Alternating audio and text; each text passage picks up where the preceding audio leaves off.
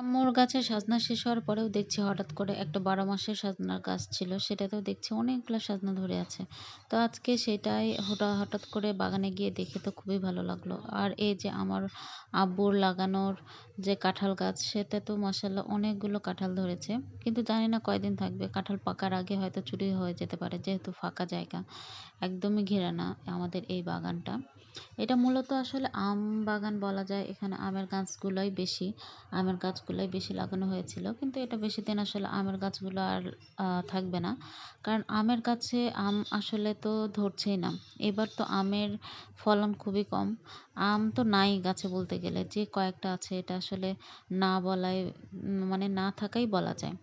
তো দেখলাম এই যে কতগুলো সাজনা বের হচ্ছে, আরও বেশ কিছু আছে, ওগুলো একদিন খাওয়া যাবে। তো এই ভেবে ওগুলা রেখে তারপরে কিছু পেরে নেওয়া হয়েছিল। তারপরে তো আম হঠাৎ করে যাই দেখি পাখি একটা আম ফেলে দিয়েছে। তারপরে আম মাখা খেতে চেয়েছে, তো ভাইয়া উপরে চলে গিয়েছে আমার জন্য আম পাড়ার জন্য। তারপরে একদম গাছে উঠে একদম টাটকা টাটকা কাঁচা কাঁচা টক টক আম, যে গাছের আমগুলো টক ছিল সেই গাছের কিছু আম ভাইয়া আমাকে নামিয়ে দিল গাছ থেকে। তো এগুলাই দেখছিলাম। আর বাগানে আমি খুব কম যাই, ভাইয়া আসলে তো ভাইয়া সব সময় বাগানে যায়, কারণ দেখে গাছগুলার কি অবস্থা না অবস্থা। আর আমার কেন জানি অতটাও খুব একটা যেতে মন চায় না।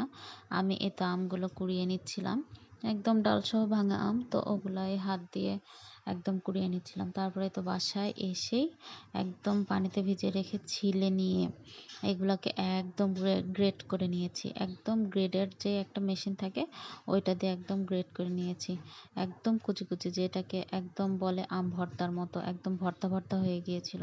তারপরে এ তো বেশি কিছু দিই নাই এর মধ্যে, তার কারণ একদম বেশি কিছু দিলে আমের টেস্টটা খুব একটা পাওয়া যায় না, টক টক ভালো লাগে। তো এই জন্য জাস্ট সামান্য একটা কাঁচামরিচ দিয়েছি, কেন জানি আমার আজকে এত ঝাল খেতে মন চাচ্ছিল না, তো এর জন্য একটা মাত্র কাঁচামরিচই দিয়েছিলাম। তারপরে একটু লবণ আর একটু তেল, বিট লবণ, একটু চিনি দিয়ে আমার আম মাখা শেষ। এ তো খেয়ে ফেলেছি। আজকের ভিডিও এটুকু ছিল। ভালো থাকবেন। আল্লাহ হাফেজ সবাই।